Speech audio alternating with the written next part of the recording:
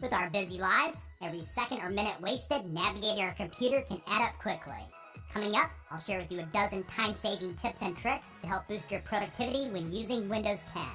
When utilized, these methods can help to make you a Windows 10 ninja, saving you time. Let's get started.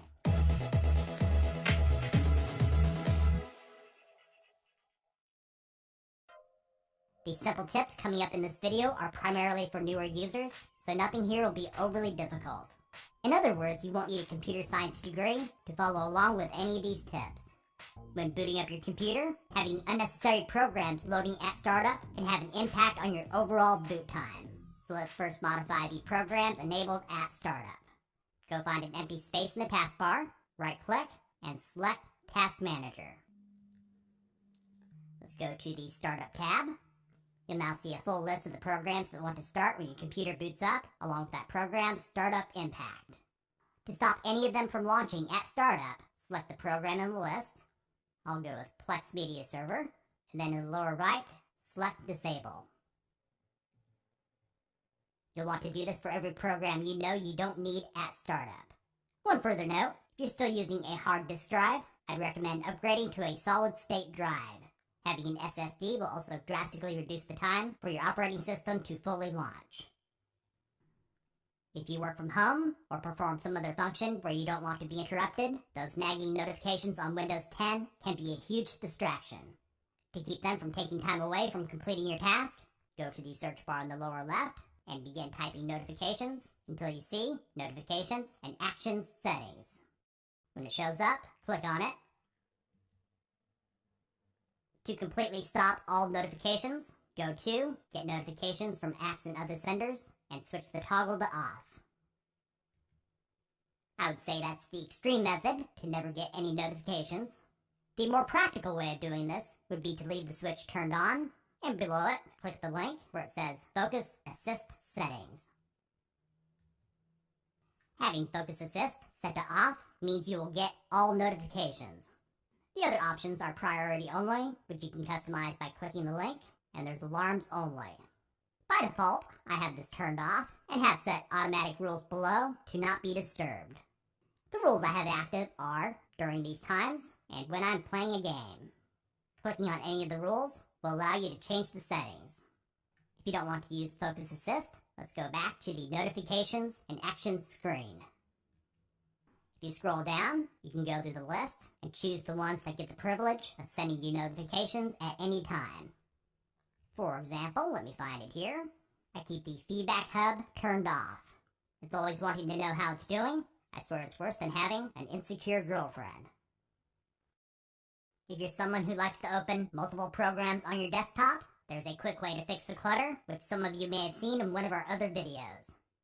Instead of minimizing each program individually, go to the title bar of the program you're working with, left click and hold, and give it a good shake. And then shake again to bring everything back. Another way to perform the same trick is to use the keyboard shortcut, which is the Windows key plus the Home key. Staying organized will make your workflow faster. For the programs you use the most, it's best to have those pinned to your taskbar instead of having to find the program every time you need it. If you have a program on your desktop, in this case I have Inkscape, right-click on it and select Pin to Taskbar. And there it is. To pin from the Start menu, let's head over here to the left, left-click on the Start menu and find the program. In this case I'm looking for Handbrake. Right-click on it, go to More, and select Pin to Taskbar.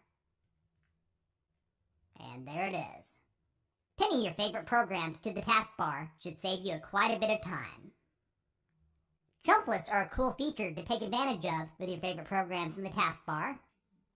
When you right-click on an icon, it will show you the most recent files or websites open and give you shortcuts to common tasks associated with that program. You can also pin any file or website to the list by hovering your mouse over it and clicking the pin icon. It will show up at the top of the jump list to quickly open it. If you want to open those programs on your taskbar quicker than using your mouse or trackpad, use the keyboard shortcut, Windows key plus a number. As you can see, with this Microsoft PowerToys overlay, this only works with the first 10 programs on the left side of the taskbar. In this example, File Manager is Windows +1, Firefox is the Windows key +6, and Spotify is the Windows key +0. To access more programs pinned on your taskbar, use the keyboard shortcut Windows key +T. A white box will appear around the first program icon on the left. If you continue pressing T, it will go from left to right to each pinned program. Let's go over here to Share X. To open a highlighted program, hit Enter on your keyboard. While we're on the subject of keyboard shortcuts, using them as often as you can will save you a good bit of time when performing tasks. Here are several that are quite useful, including Ctrl+C to copy, Ctrl+V to paste, Alt+Tab to cycle through your open programs, the F5 key to refresh active window, and there are many others to speed up your workflow. Here's something that's great. You're not limited to the keyboard shortcuts as part of Windows 10. You can also create your own to open programs faster. For this example, we'll use VirtualBox. Right-click on the program and select Properties.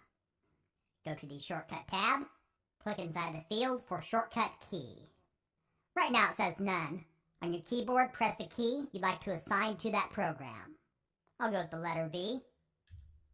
It will default to Ctrl+Alt and the key selected. There's no need to select Apply to make the change. Just click OK. You'll get this pop-up warning that says you'll need to be an administrator to change these settings. Click Continue. Now just use the keyboard shortcut assigned to that program to open it up. The Snap feature is extremely useful when multitasking, saving you the time and hassle when managing more than one program. Select any open window. I'll go with Vivaldi. On your keyboard, using a combination of the Windows key and the arrow keys will let you arrange the windows to your desired position. You can have it cover 1/4, 1/2, or the entire screen. I'll leave it on 1/2. That one didn't quite snap well enough. Let me try that again. There we go. When you let go of the Windows key, it will let you select any apps that you currently have open to fill the other half of the screen. Here's a cool trick I just learned about recently. When you have two windows snapped side by side horizontally, they can be resized at the same time. Using your mouse, move your pointer in between both windows at the intersection point. Now left click and drag, moving the pointer left or right to change the size of the windows. Then let go. If you have folders that you work with on a regular basis, the Send To context menu can be invaluable in saving you time hunting down folders. As you can see, normally you don't have that many choices. Here's how you add a new folder to the Send To menu. With File Explorer open, click into the location bar and type shell : send to. And this should have no spaces. And hit enter on your keyboard. Just outside this window, I created a shortcut to one of my folders on my desktop, which I will now drag into this window.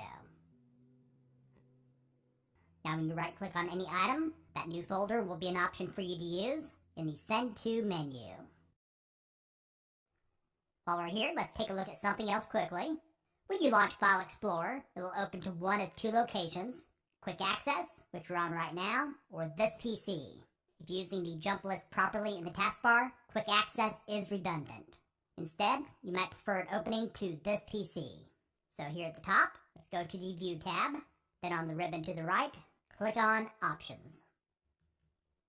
In the General tab here at the top, there's a drop-down menu next to Open File Explorer 2. You have the choice of Quick Access or this PC. I prefer this PC, so I'll go with that one. Then select OK here at the bottom. Now when you launch File Explorer, it'll open to the This PC location. I find this quicker and more practical when diving into folders